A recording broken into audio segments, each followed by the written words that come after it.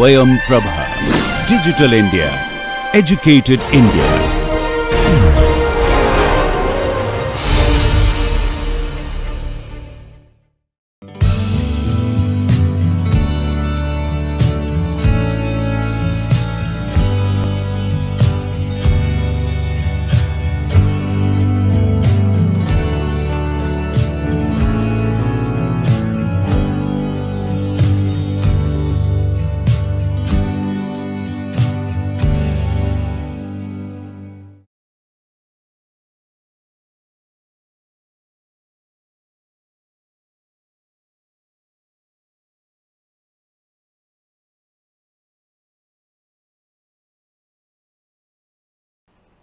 Hello all, welcome back. In the previous lecture we have discussed about risk and reliability, and some of the problems related to that also we have solved, and today we are going to move on to design storm.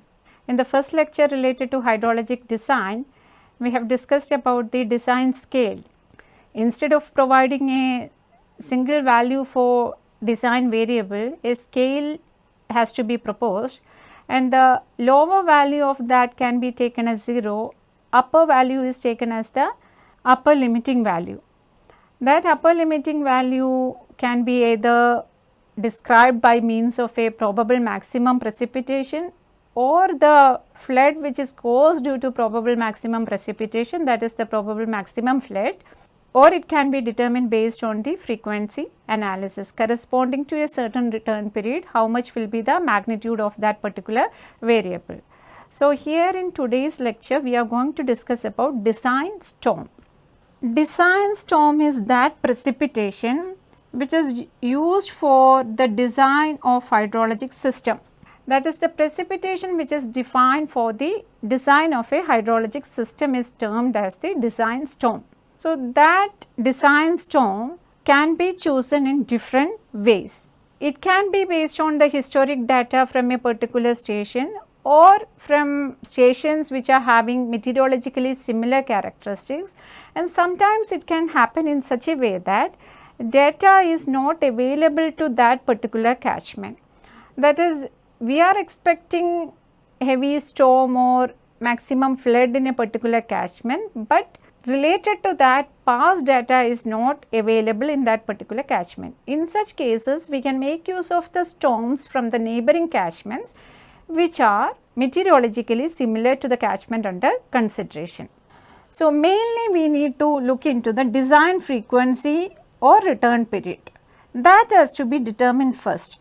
First, we need to determine the return period or the corresponding frequency of occurrence of the event. That is, depending upon the importance of the structure, return period considered will be different. For example, if you are talking about a major structure such as a bridge or a dam, the return period which will be considered will be of high value.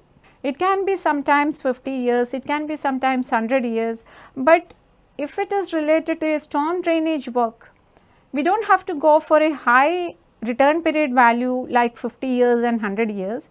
We will be limiting that within 5 to 10 years or sometimes 2 to 5 years. So, depending upon the importance of the structure, we will be choosing the return period. So, first we need to finalize the return period or the corresponding frequency of occurrence of the event. After that, we need to analyze the design storm. Regarding analysis of design storms, first it comes to the selection of storm. From the past data, we need to choose the storm which can be considered for the design purpose. So, historic data will be checked and we will be finding out which storm has to be chosen. Then selection of rainfall duration. Duration is very important when we are talking about design storms. Then comes the point rainfall depth corresponding to the chosen rainfall duration from the selected storm, and since it is acting on a certain area, areal depth adjustment need to be calculated and time and areal distribution of the rainfall need to be carried out. So, first step in deciding the design storm is that we need to choose the storm from the past data. Once the storm is decided, we need to find out the value corresponding to the duration. Duration has to be decided, because in urban areas and all, we will be making use of the rainfall intensity corresponding to short duration. That is, short duration high intensity rainfall is causing flooding in urban areas. So, in such cases, duration is very important. So, we have to choose very short duration rainfall. So, depending upon the requirement, we will be choosing the duration of the event. Once that point rainfall depth is determined, we can extend it to get the areal extent of that particular rainfall depth, and temporal and areal distribution of that particular rainfall needs to be determined. So, first step is the storm selection. Under storm selection, we will be analyzing historic storms. For the last so many years, we will be collecting the data related to historic storms and the corresponding historic floods. In case of the catchments which are ungauged, we will not be having the flood data. If proper rain gauges are installed, we can have the rainfall data, storm data, but flood data may be lacking. So, mainly we will be collecting the storm data and the corresponding flood data. Then a threshold value is fixed for the rainfall data. Based on the past series of data, daily rainfall data, we will be fixing a threshold value. Above this threshold value will be considered for the flood analysis. For the modeling studies related to flooding, we have to consider the values which are coming above the threshold value which is fixed. And in the studies related to drought, we will be fixing a threshold value in the minimum range. So, below that minimum value will be considered for the analysis related to drought. So, only the storms with daily rainfall value equal to or greater than the threshold value will be selected for the analysis related to flooding. Now, coming to the selection of rainfall duration is very important, because short duration, high intensity rainfall cases, we have to identify that short duration based on the available data. So, corresponding to that duration, we need to make use of the rainfall data. Selection of rainfall duration is the second step. This depends on the watershed size. Size of the watershed is large, then the water which is reaching at the outlet point from the extreme point, that is time of concentration, will be large. But in the case of small watershed, this time of concentration will be small. So, while deciding the duration of the storm, we will be considering it as equal to time of concentration. So, time of concentration is the time corresponding to whole watershed area contribute to peak discharge. If the rainfall is uniformly distributed, in that case we will be considering the time of concentration as the duration of the storm. That is, constant value of rainfall we are considering, and it is uniformly occurring in the catchment. Entire catchment will be contributing water at the outlet point with a time value equal to time of concentration. But always we cannot assume a constant rainfall depth. In the case of variable rainfall intensity, duration greater than Tc will be chosen, because it may be taking more time than that of the time of concentration for the entire watershed to contribute to the outlet point. Time of concentration is the time corresponding to the extreme point to contribute water to the outlet point. But in the case of rainfall having varying intensity, this duration of the rainfall will be considered slightly more than that of Tc. And in the case of urban catchments, we won't depend on all these things. We will be considering very short duration rainfall. It varies from 15 to 30 minutes. So, corresponding to that, historic data has to be collected, and based on that we need to choose the storm.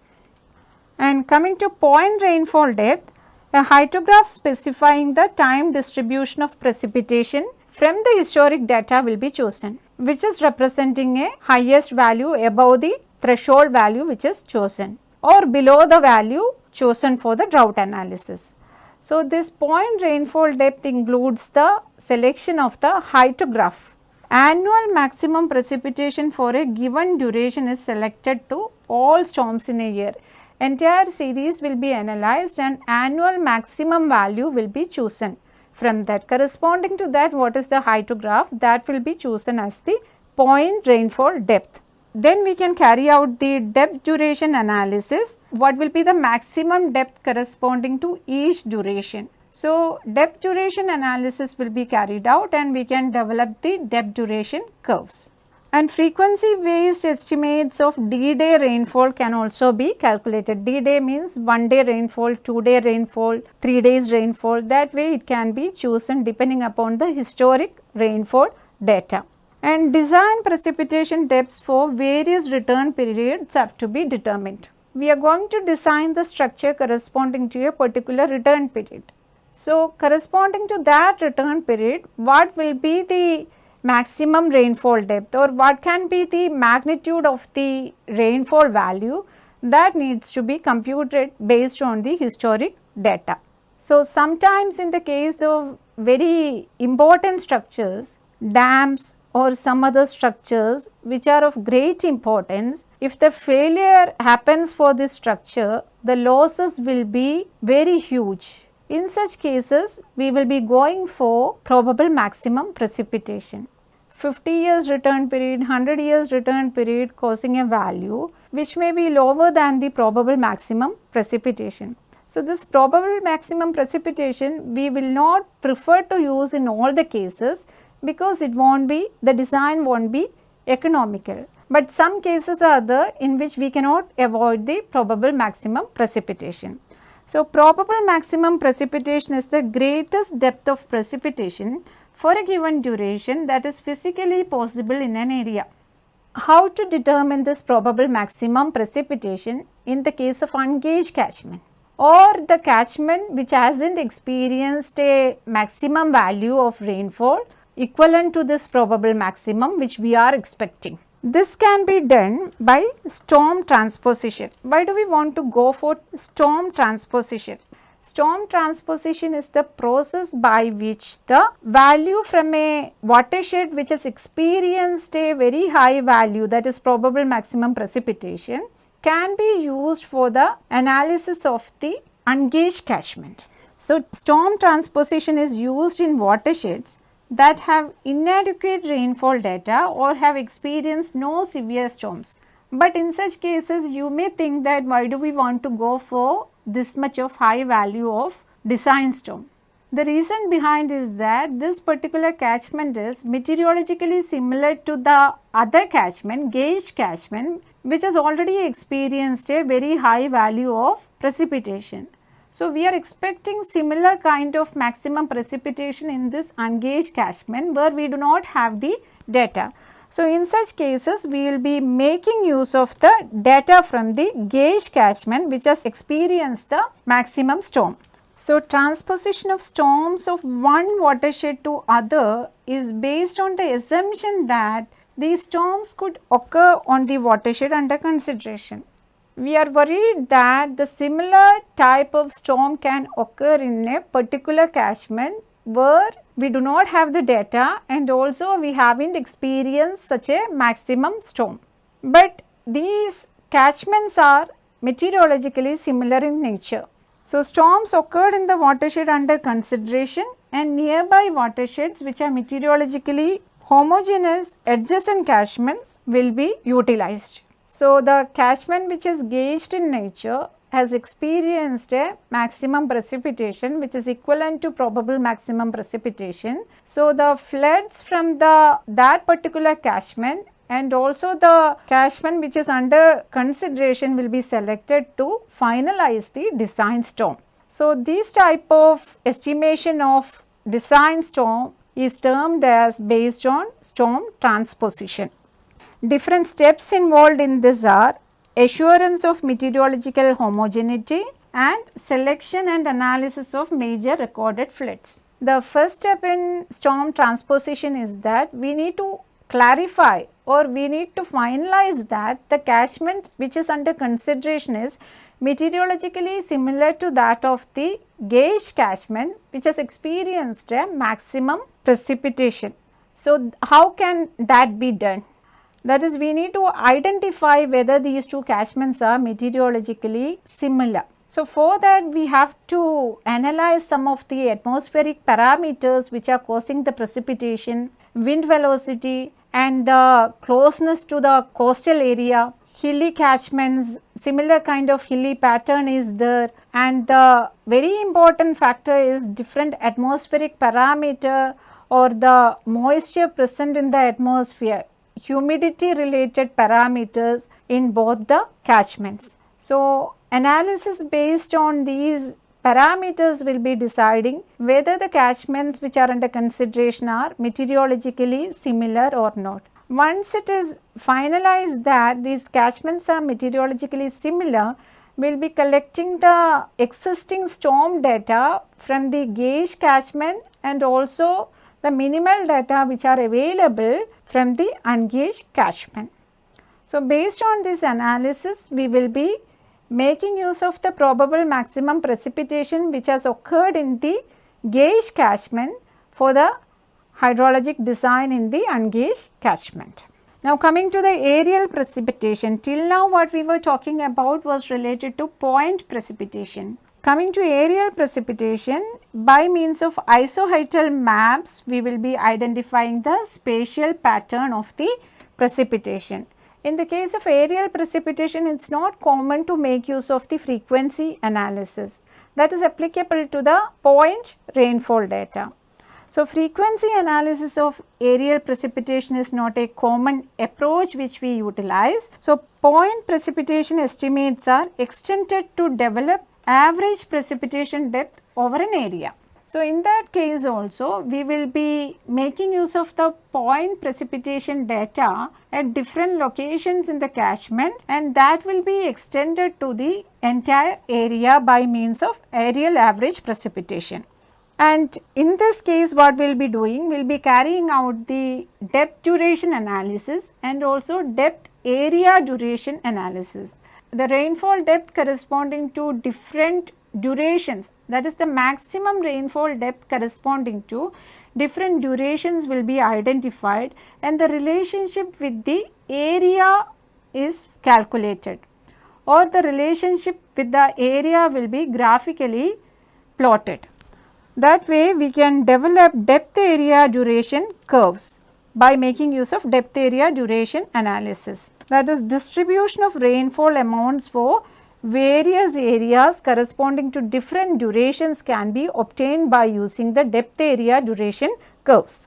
Depth area relationships for various durations are derived by depth area duration analysis. So, the technique behind it I am not going to explore now. Here just you understand there are principles to identify the spatial variability of rainfall by making use of the point rainfall data. That is done by understanding the depth duration relationship, that is the maximum depth corresponding to different durations will be obtained, and that is related to the correlation between the maximum precipitation depth corresponding to particular duration and the area of small watersheds for different areas will be found out. Those are giving us idea about the relationship between the rainfall and the area. So, depth area duration curves are derived by conducting depth area duration analysis. Then for each duration, isohydral maps will be derived for the particular area under consideration. Now, we need to understand how to get the maximum depth duration curves that is required for carrying out the depth area duration analysis.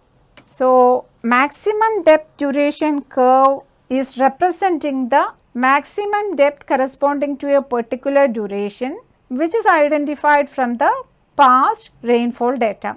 Historic data will be collected for varying durations, and based on the data collected we can find out the maximum depth corresponding to each and every duration which we are considering. That maximum depth we will be plotting against the duration, that is what is termed as the maximum depth duration curve. So, here you can see maximum depth is plotted along the y-axis and duration in minutes, or depending on your requirement it can be in hours also. So, duration is plotted along the x-axis, and for varying return periods 50 years, 30 years, 10 years, or it can be from 10 to 100 years. So, varying return periods will be considered. So, for different return periods we will be plotting the depth duration curves. For each and every return period which we are considering, separate curves will be plotted, that is depth duration curves will be plotted, and depending upon the requirement or for which the hydrologic design we need to carry out, we will be choosing the corresponding depth duration curve. If it is related to dams or bridges, it can be of 50 years or 100-year return period. If it is related to storm drainage network, it can be of 5 years. So, depending upon the requirement, we will be choosing the specific curve. So, the maximum depth duration curve represents the maximum amount of rainfall depth that can occur at the given time duration. We already know hydrologic design needs maximum amount of rainfall that can occur, which can be converted to the corresponding discharge. What is the maximum rainfall which is occurring at a particular location corresponding to certain duration has to be identified for the hydrologic design. So, if we are having the depth duration curve, from that we can select the storm or the precipitation depth which has to be used for the design of hydrologic structure. We can choose the corresponding precipitation depth from the depth duration curve which is needed for the hydrologic design. So, that much about maximum depth duration curve. So, this is the curve representing the maximum depth duration curve.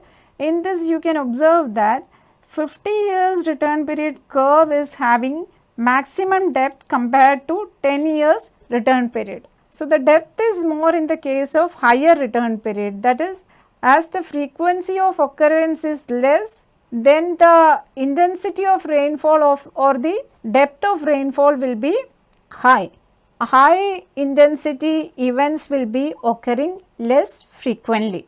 That is what we can understand from this curve. For the 50 years, the maximum depth is at a higher value compared to 10 years. Now, next thing which you should have idea in related to this is the important curve, that is intensity, frequency, duration curve.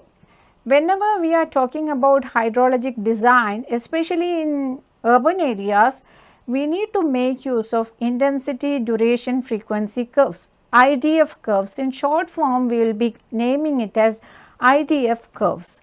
Let us see what is meant by IDF curve. Intensity, duration, frequency relationship. These are the curves showing the relationship among the maximum rainfall intensity, duration of rainfall and frequency of occurrence or return period.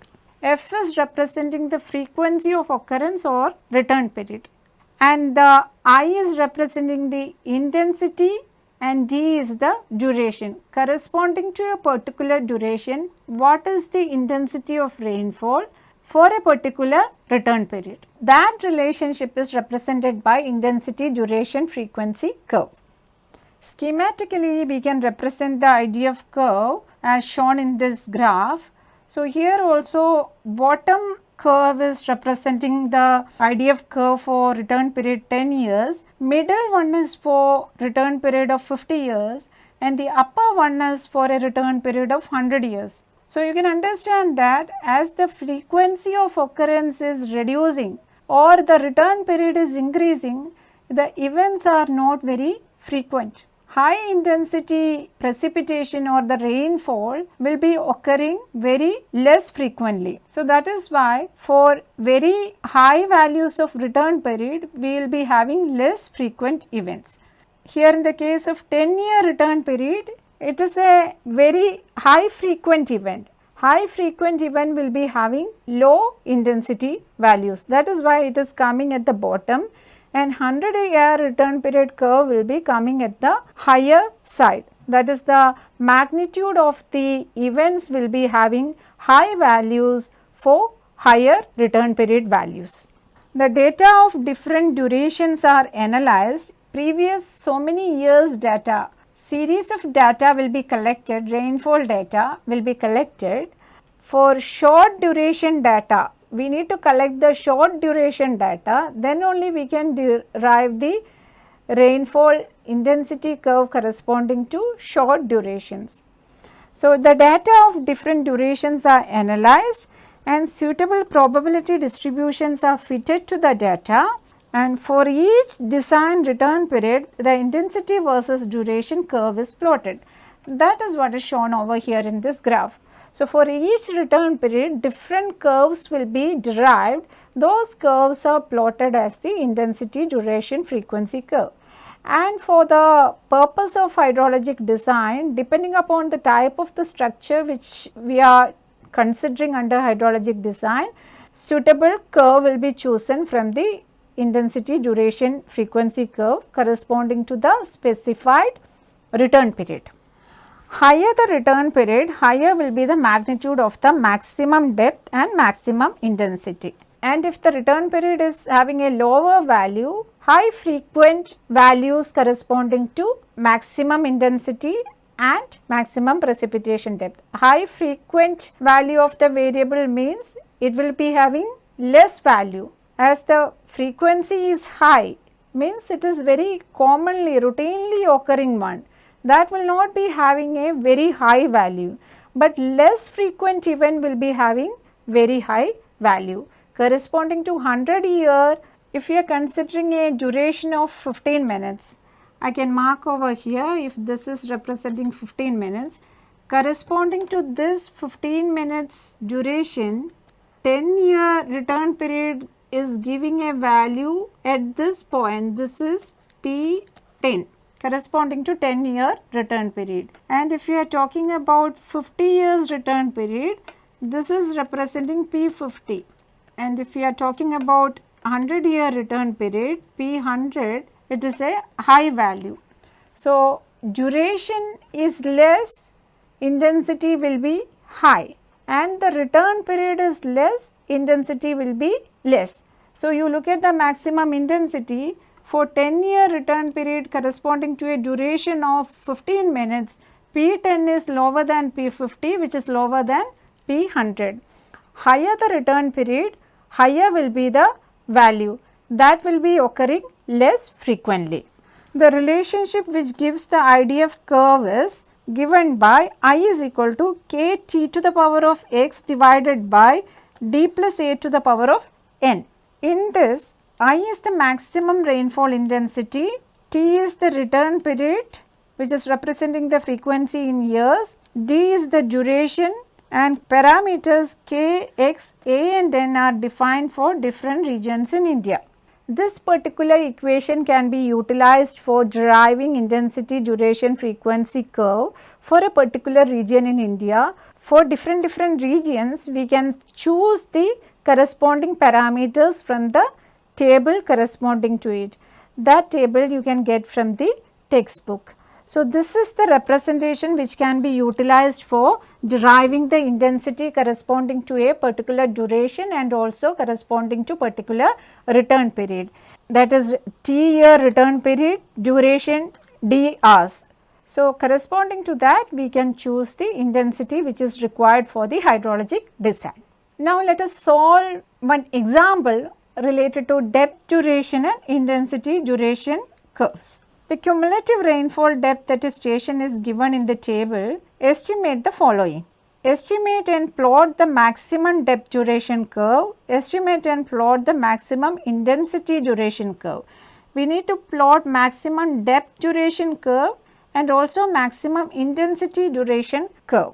Data given to you represents the cumulative rainfall data in millimeter.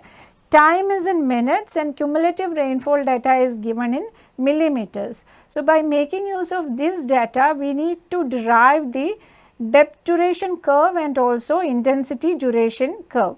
I am not calling it as IDF curve, intensity duration frequency curve, because here we are going to derive only one curve. For different return periods, we can derive, incorporating the frequency, different curves can be derived. Then only we can tell that it is a an IDF curve. IDF curve includes the intensity duration curve corresponding to different frequency or different return periods. So, these are the data given to us, time in minutes and cumulative rainfall in millimeters. So, from the cumulative rainfall we can find out the incremental depth of rainfall. Incremental depth of rainfall in millimeters is listed in this column.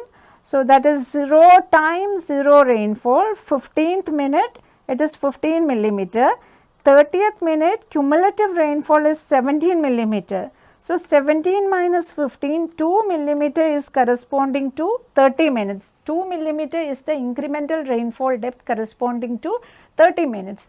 That way when it comes to 45 minutes, 25 minus 17, that is coming out to be 8 millimeter. In that way we can find out the incremental depth of rainfall corresponding to each duration. Now what we need to find out? We need to find out the maximum depth and maximum intensity corresponding to different durations. So, for that we will make the table like this. Incremental depth of rainfall for various durations we are going to find out first. That is from the cumulative rainfall depth we have found out the incremental depth of rainfall. Now we are going to find out the incremental depth of rainfall corresponding to each and every duration, and after that from that data which we have determined we can find out the maximum depth corresponding to each and every duration. So, the data given is of 15-minute interval. So, we can make the duration as 15, 30, 45 up to 180 minutes.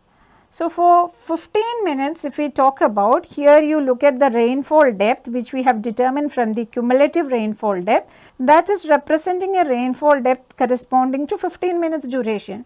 So, 15 minutes duration data is the same as that of which is calculated as the incremental rainfall depth.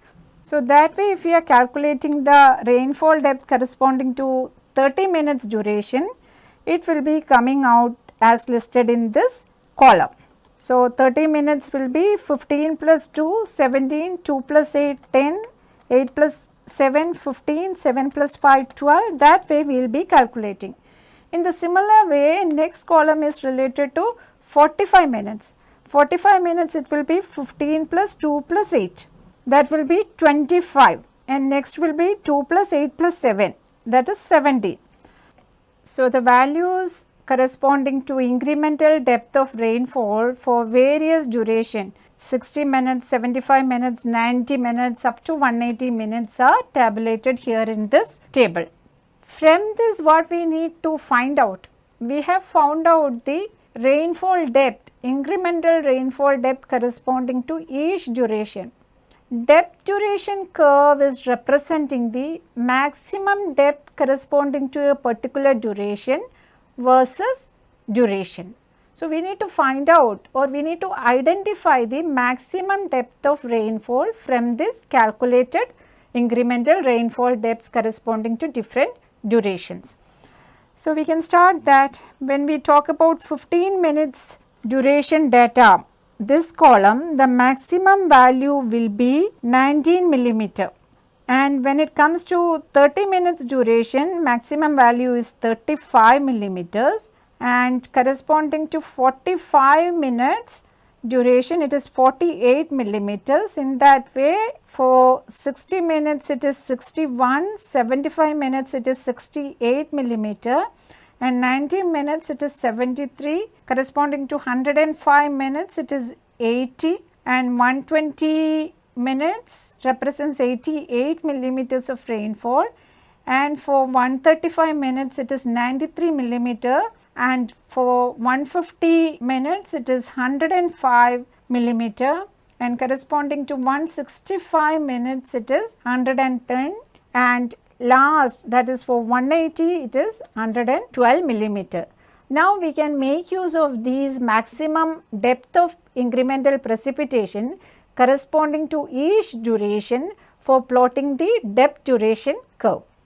So, we can tabulate the maximum depth which are found out in the previous slide. It is tabulated over here in this table. So, corresponding to each duration we have found out the maximum depth. This can be plotted like this: rainfall depth in millimeter versus duration in minutes is plotted to obtain the rainfall depth versus duration curve. This curve is the depth duration curve, and depth duration curve is developed and the relationship with the area is found out in the case of depth area duration curves. Here I am not discussing about that. We will find out the intensity duration curve next. So, here we are having the maximum depth corresponding to each and every duration. So, if the depth and the duration is known to us, we can calculate the corresponding intensity. That is, depth divided by the duration will give us the intensity. So, that intensity is calculated in this row corresponding to each and every duration, 15 minutes, 30 minutes. So, you are having a depth of 19 millimeter corresponding to 15 minutes. 15 minutes we are getting 19 millimeters. So, 60 minutes how much it will be? Multiplied by 4, that is 76.